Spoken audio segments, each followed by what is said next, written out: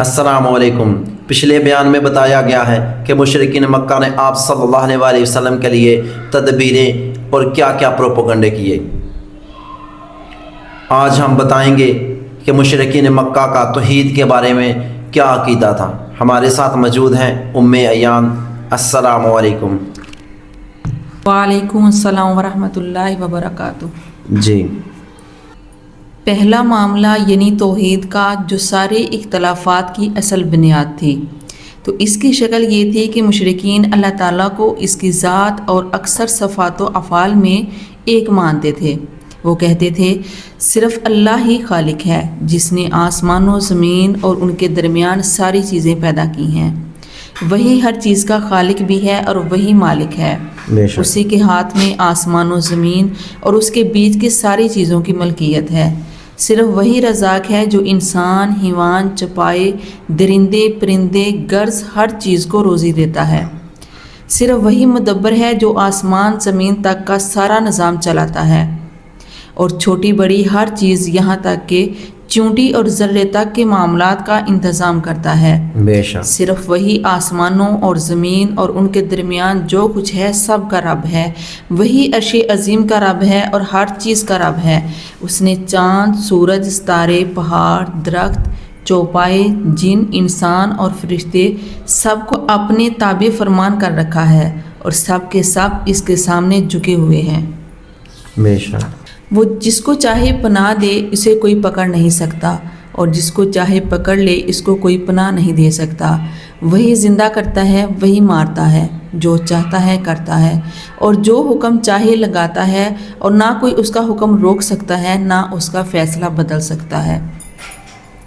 یہ ساری باتیں مشرکین مکہ تسلیم کرتے تھے اور ان سب میں وہ اللہ کو ایک اکیلا یکتا مانتے تھے۔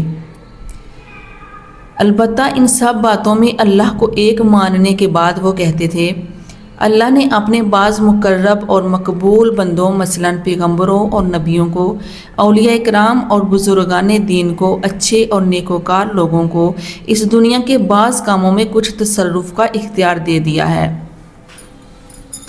اور وہ اللہ کے دیے ہوئے اس اختیار کی بنا پر تصرف کرتے ہیں۔ مثلاً اولاد دیتے ہیں، مصیبت کو دور کرتے ہیں، بیمار کو شفا دیتے ہیں اور بعض دیگر ضرورتیں پوری کر دیتے ہیں۔ اور اللہ نے انہیں یہ اختیار اس لیے دیا ہے کہ وہ اللہ کے مقرب ہیں اور اللہ کے نزدیک ان کا خاص مقام و مرتبہ ہے، اور چونکہ اللہ نے ان کو یہ تصرف و اختیار دے رکھا ہے اس لیے وہ بندوں کی ضرورتیں غیبی طریقے سے پوری کر دیتے ہیں۔ چنانچہ بعض مصیبتیں دور کر دیتے ہیں اور بعض بلائیں ٹال دیتے ہیں، اور جس سے خوش ہو جاتے ہیں اسے اللہ کا مقرب بنا دیتے ہیں اور اللہ سے اس کی سفارش کر دیتے ہیں۔ مشرکین نے اپنی ان فاسد خیالات کی بنا پر ان انبیاء اعظام، اولیاء کرام، بزرگان دین اور نیکوکار لوگوں کو اپنے اور اللہ کے درمیان وسیلہ بنایا۔ وہ ایسے ایسے اعمال ایجاد کرتے جن کے ذریعے سے ان لوگوں کا قرب اور ان کی رضامندی حاصل ہو سکے۔ چنانچہ وہ مشرکین پہلے ان اعمال کو بچا لاتے، پھر عاجزی کے ساتھ گڑ گڑا کر ان ہستیوں سے فریاد کرتے اور کہتے ہماری ضروریات پوری کر دو، ہماری مصیبتیں ٹال دو اور ہمارا خطرہ دور کر دو۔ استغفر اللہ۔ اب رہا یہ سوال کہ وہ کیا اعمال تھے جنہیں مشرکین نے ان ہستیوں کی رضامندی اور تقرب کے لیے ایجاد کیا تھا۔ تو وہ اعمال یہ تھے انہوں نے ان انبیاء کرام، اولیاء اور بزرگان دین کے نام سے بعض مخصوص جگہوں پر آستانے بنا کر وہاں ان کی اصلی یا خیالی تصویریں یا مورتیاں سجا رکھی تھیں، اور کہیں کہیں ایسا بھی ہوا کہ ان کے خیال میں بعض اولیاء کرام یا بزرگان دین کی قبریں مل گئیں تو مورتی تراشنے کی بجائے انہیں قبروں پر آستانے بنا دیے۔ ان کے بعد یہ لوگ ان آستانوں پر جاتے اور مورتیاں یا قبروں کو چھو کر ان سے برکت حاصل کرتے، استغفر اللہ، ان کے گرد چکر لگاتے، تعظیم کے طور پر ان کے سامنے کھڑے ہوتے، نظر و نیاز پیش کرتے، چڑھاوے چڑھاتے اور ان طریقوں سے ان کی قربت اور ان کا فضل چاہتے۔ استغفر اللہ۔ نیز نظر و نیاز اور چڑھاوے کے طور پر یہ لوگ اپنی کوئی بھی چیز پیش کر دیتے تھے۔ کھیتی سے حاصل ہونے والے غلے، کھانے پینے کی چیزیں، جانور، چوپائے، سونا چاندی، مال و اسباب، غرض جس سے جو ہو سکتا تھا نظر کر دیتا تھا۔ کھیتی، غلے اور کھانے پینے کی چیزیں، سونا چاندی اور مال و اسباب چڑھانے کا طریقہ یہ تھا کہ ان آستانوں پر کچھ مجاور اور درباری ہوا کرتے تھے۔ مشرکین یہ چیزیں ان مجاوروں کو پیش کرتے اور وہ مجاور انہیں قبروں اور مورتیوں پر چڑھا دیتے تھے۔ استغفر اللہ۔ عام طور پر ان کے بغیر براہ راست کوئی چیز نہیں چڑھائی جاتی تھی، البتہ جانوروں اور چوپایوں کو چڑھانے کا طریقہ علیحدہ تھا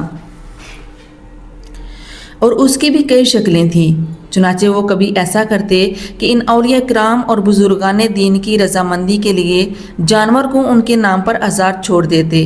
وہ جہاں چاہتا چرتا اور گھومتا پھرتا، کوئی اسے کسی طرح کی تکلیف نہ پہنچاتا، بلکہ اسے تقدس کی نظر سے دیکھا جاتا۔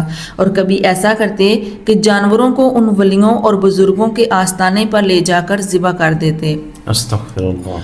اور کبھی ایسا کرتے کہ آستانے کی بجائے گھر پر ہی ذبح کر لیتے، لیکن کسی ولی یا بزرگ کے نام پر ذبح کرتے تھے۔ استغفر اللہ۔ ان کاموں کے علاوہ مشرکین کا ایک کام یہ بھی تھا کہ وہ سال میں 1 یا 2 مرتبہ ان ولیوں اور بزرگوں کے آستانوں پر میلے لگاتے۔ اس کے لیے خاص تاریخوں میں ہر طرف سے لوگ اکٹھے ہوتے اور پہلے جو حرکتیں ذکر کی گئی ہیں وہ سب کرتے، یعنی آستانوں کو چھو کر برکت حاصل کرتے، ان کا طواف کرتے، نظر و نیاز پیش کرتے، چڑھاوے چڑھاتے، جانور قربان کرتے وغیرہ۔ اللہ اکبر، استغفر اللہ۔ یہ سالانہ عرس یا میلہ ایسا اہم ہوتا کہ اس میں دور اور نزدیک سے چھوٹے بڑے ہر طرح کے لوگ حاضر ہو کر اپنی نیاز پیش کرتے اور اپنا مقصد حاصل ہونے کی امید رکھتے۔ یہ سارا کام مشرکین اس غرض سے کرتے تھے کہ ان اولیاء کرام اور بزرگان دین کا تقرب اور ان کی خوشنودی حاصل کر کے انہیں اپنے اور اللہ کے درمیان وسیلہ بنائیں، ان کا دامن پکڑ کر اللہ تک پہنچ جائیں، کیونکہ وہ سمجھتے تھے کہ یہ اولیاء کرام اور بزرگان دین انہیں اللہ کے قریب پہنچا دیں گے اور ان کی ضرورتوں کے لیے اللہ سے سفارش کر دیں گے۔ استغفر اللہ۔ تو یہ تھا مشرکین کا شرک، اور یہ تھی غیر اللہ کے لیے ان کی عبادت، اور یہ تھا اللہ کے ماں سوا کو معبود بنانا اور شریک ٹھہرانا۔ اب چونکہ انہوں نے انبیاء کرام، بزرگان دین اور نیکوکار اور صالحین جن کو مشرکین نے معبود بنا رکھا تھا، اب نبی کریم صلی اللہ علیہ وسلم نے جو توحید کی دعوت لے کر اٹھے اور اللہ کے سوا ہر معبود کو چھوڑنے کا مطالبہ کیا، تو مشرکین پر یہ بات بہت گراں گزری اور انہوں نے یہ مطالبہ بہت باری اور غلط محسوس کیا۔ انہوں نے کہا یہ کوئی سازش ہے جو اندر سے کچھ اور باہر سے کچھ اور ہے۔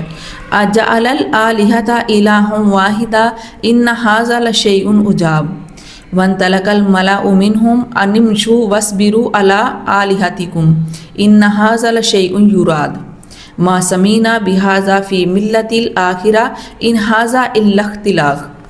یہ کیا تک ہے کہ اس نے سارے معبودوں کی جگہ ایک معبود بنا ڈالا، یہ تو عجیب چیز ہے۔ اور ان کے بڑوں کا ایک گروہ اٹھا کہ چلو اپنے معبودوں پر ڈٹ جاؤ، یقیناً یہ کوئی سوچا سمجھا منصوبہ ہے، ہم نے تو ایسی بات کسی اور ملت میں سنی ہی نہیں، ہو نہ ہو یہ گڑی ہوئی بات ہے۔ اس کے بعد جب دعوت و تبلیغ کا کام مزید آگے بڑھا اور ادھر مشرکین بھی اپنے شرک کو بچانے، اسلام کی تبلیغ روکنے اور مسلمانوں کے دل و دماغ سے اسلام کا اثر دھونے کے لیے حجت و بحث کے میدان میں اتر پڑے، تو ان پر مختلف پہلوؤں سے دلیل قائم کی گئی۔ ان سے پوچھا گیا کہ آخر تمہیں یہ بات کہاں سے معلوم ہوئی ہے کہ اللہ نے اپنے مقرب اور مقبول بندوں کو ان دنیا میں تصرف کی قوت دے رکھی ہے اور وہ ضرورتیں پوری کرنے اور مصیبتیں ٹالنے پر قدرت رکھتے ہیں؟ ان کی صرف 2 ہی صورتیں ہو سکتی ہیں، یا تو تمہیں غیب معلوم ہو گیا ہے، یا پھر پچھلے انبیاء نے کوئی کتاب چھوڑی ہے اور اس میں تمہیں یہ بات لکھی ہوئی مل گئی ہے۔ چنانچہ اللہ تعالیٰ نے فرمایا ام عندہم الغیب فہم یکتبون، کیا ان کے پاس غیب ہے جسے وہ لکھتے ہیں؟ اور فرمایا ایتونی بکتاب من قبل ھذا او اثارۃ من علم ان کنتم صادقین، میرے پاس پہلے کی کوئی کتاب لاؤ یا علم الہی کا کوئی بقیہ لاؤ اگر تم لوگ سچے ہو۔ اور فرمایا قل هل عندکم من علم فتخرجوه لنا ان تتبعون الا الظن وان انتم الا تخرصون۔ اے پیغمبر ان سے کہو کہ کیا تمہارے پاس کچھ علم ہے؟ اگر ہے تو ہمارے سامنے لاؤ، ورنہ حقیقت تو یہ ہے کہ تم لوگ محض گمان کی پیروی کرتے ہو اور ادھر ادھر کے اٹکل پچل گاتے ہو۔ چونکہ یہ بات مشرکین بھی تسلیم کرتے تھے کہ انہیں نہ تو غیب کا کوئی علم ہے اور نہ انبیاء کی کتابوں میں سے کسی کتاب میں انہیں یہ بات ملی ہے، اس لیے انہوں نے نہایت صفائی سے کہا بل نتبع ما وجدنا علیہ آباءنا، بلکہ ہم نے اپنے باپ دادا کو جس بات پر پایا ہے اسی کی پیروی کر رہے ہیں۔